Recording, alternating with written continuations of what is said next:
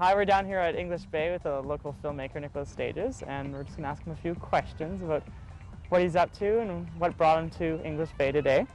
Hello, Nico. Hello, Jamie. I'm wondering, I guess my first question's a hard one. What inspired you to be a filmmaker? Well, I think it was probably my second year of my college degree at Dawson College in Montreal. I decided to take a history of film class. It was just amazing. We had gone through sort of this amazing history of film, and I just felt so inspired that I wanted to make that. I wanted to make films instead of just watching them. Yeah. So, what are some of the titles of the films you have done? One of my earlier pieces is called Dragon a Fag, and that was What's that about? well, that was my graduating piece at Concordia University, and it's basically, again, it's a conceptual piece about being queer and terminologies around, you know, being queer, and it's just a lot of fun, and there's a lot of drag in it. Out and About was my graduation piece for my MFA at UBC. Okay, so you went to UBC as well? I did go to UBC, and I did my graduate work in film production at UBC. Okay. And Out and About is this story of four fags, four queers from Vancouver who decide they want to go on a road trip to San Francisco. Okay. And they get stopped at the border, and the main character who's driving the car is so flustered by being stopped at the border, he's kind of paranoid by this whole experience, that he reveals far too much information at the border. Exactly, San Francisco. And what's your purpose there? Visiting my boyfriend. Okay, I need to see some identification. My latest piece is entitled Femme, and that was a collaboration with Michael V. Smith, who is a local writer, and it's a portrait of sort of a hustling tranny. I think that that gender is a lot more fluid than we sort of give it credit for. You know, we sort of look at the sexes as either male or female, and I think, like sexuality, there's a gender sort of fluidity, there's a gender spectrum, and I think it's just unfortunate that, you know, societally, you know, we're sort of pigeonholed to feel either, you know, you're a girl or you're a boy, you're a man or you're a woman, and I've really, you know, I really feel that there's days where, you know, I'm sort of somewhere in between, or I'm closer to being like male than female, or, you know, and I just think it's really liberating to be able to identify that way, and I think definitely my work reflects a lot of that. Yeah, well, I'm not much of a handful, and maybe I got a lot of woman in me. I call her Cookie. You can too. But tell the truth, wouldn't these legs look great extending 3 slim feet below the too short hem of a dress? I'm in such a comfortable place to be able to do the kind of work I want to do. I mean, sometimes it's a little bit tough, right? Because it's hard making ends meet, but I wouldn't trade it for the world.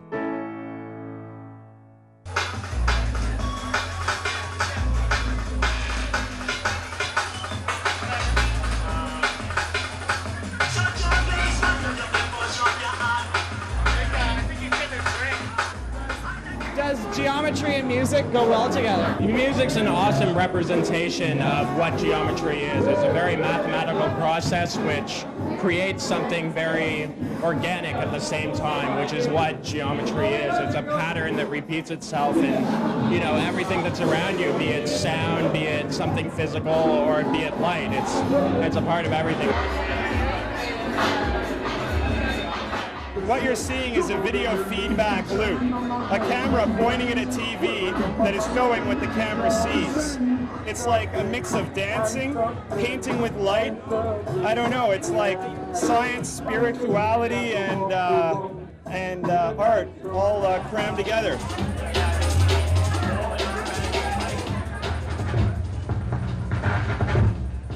Actually, I got the idea from an old photograph of my grandmother. She's actually going to be 99 this summer. And since the show we're dealing with geometry, I was thinking about lineage and family lineage and genealogy.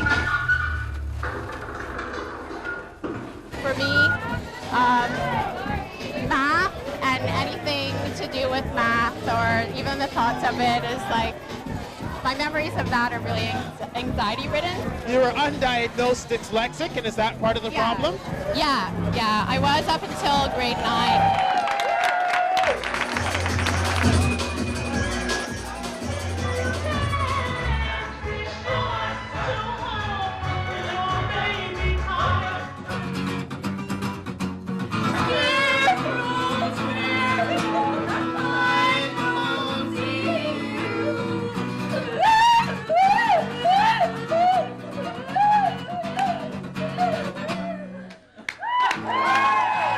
Would you say your art is intended to poke fun at people? No. We're trying to not poke fun. Well, yeah, a little bit.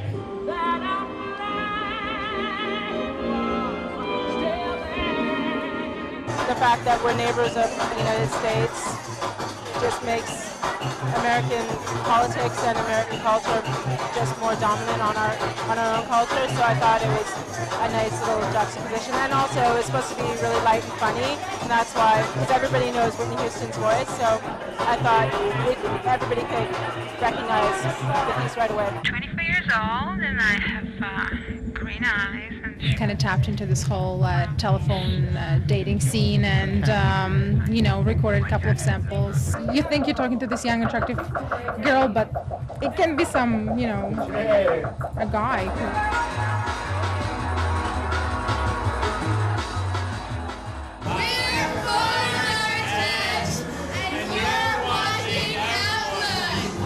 Go gay!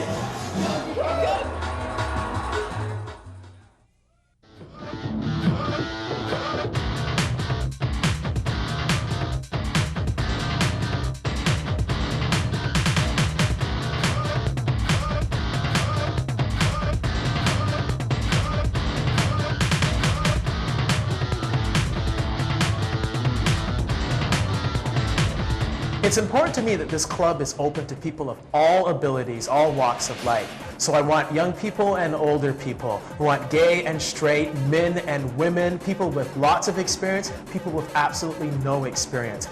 Everybody can come out and can benefit from the sport of wrestling. We've been actually meeting since January of this year. And every Sunday afternoon we've been here at the mats and working out from about 1 to 3. It's been a lot of fun. We've had a lot of people come by. Usually we get about 6 people, but the personnel's changed over the few months, so we've got lots of new people coming up all the time. You think you're safe, they'll break and go in anyway. What are some basic principles for an armchair wrestler? Well, an armchair wrestler has a lot to gain by getting interested in the sport. Strength, agility, and what I can call mat sense. In other words, an ability to tell where your body is, to know what's happening, to control your arms and your legs, as well as having your brain going at the same time. Wrestling teaches you those things. It's fun to learn, and then those sort of skills carry over into life. Dealing with stressful situations, learning to give 110% if necessary. I ideally want to start the move here, because that's what I'm going to do. If I'm out here, I can't start the move the way I learned in practice. So I have to get here. That's why we think about moving the man. And I can't tell you how to do this. I can only give you the tool. How am I going to move him? Okay. If I circle, does he circle? Yes, he does. Okay, so I'll circle so that he'll circle. Now I'm in front. Get him where you want him. Then you go.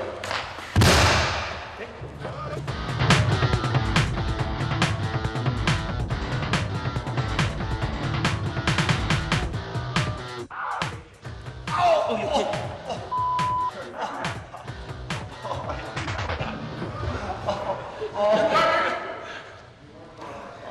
Get that off camera. In freestyle wrestling, any portion of the body is open. You grab legs, you grab arms, you throw, you do leg locks. Freestyle wrestling, as a result, uses the whole body. So it's a great all-over fitness activity because you'll end up using everything in order to compete and to use moves. If people are interested, how can they join? Like I said, it's open to everybody. We're hoping to attract women into the club. We're hoping that older people get involved in wrestling. A lot of people wrestled in high school, and that's been a few years ago, or they wrestled in college, or they always wanted to. You know, they never went out for the wrestling team. They were afraid, they felt they weren't good enough, or they would be embarrassed. So it's great to see that the sport's growing, and that people have learned that wrestling isn't just for Olympic athletes. It's for everybody. Just call the Britannia Community Center, 718-5800, 718-5800. And up next, reporter Jamie Rakovetsky catches up with filmmaker Richard Bell, who debuted his locally shot film, Two Brothers, to acclaim at last summer's Out on Screen Festival. I don't know, sometimes I feel like I'm going crazy too. Hey, Riley, listen to me. We are nothing like our parents, right? Nothing. They were doomed people. We're better than that. I don't see how we're so much better. I wanted to be an artist, and instead I'm a sandwich artist. You paint houses twice a week. I mean, if it wasn't for Toby paying for your rent, we would... Hey, listen to me. We are better than them. End of story.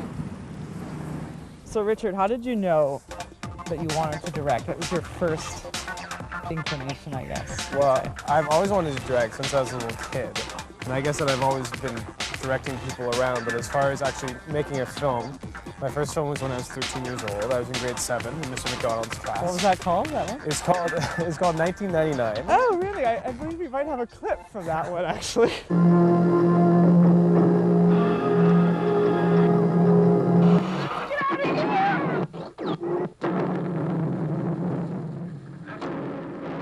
After high school, what did you do from there? I went to acting school for 3 years. You went to acting school? Yeah, and Studio 58 here in Vancouver, and it's a very, very good theater school. It's a very hard theater school, and it was basically 3 years of hell. I almost got kicked out probably about 5 times.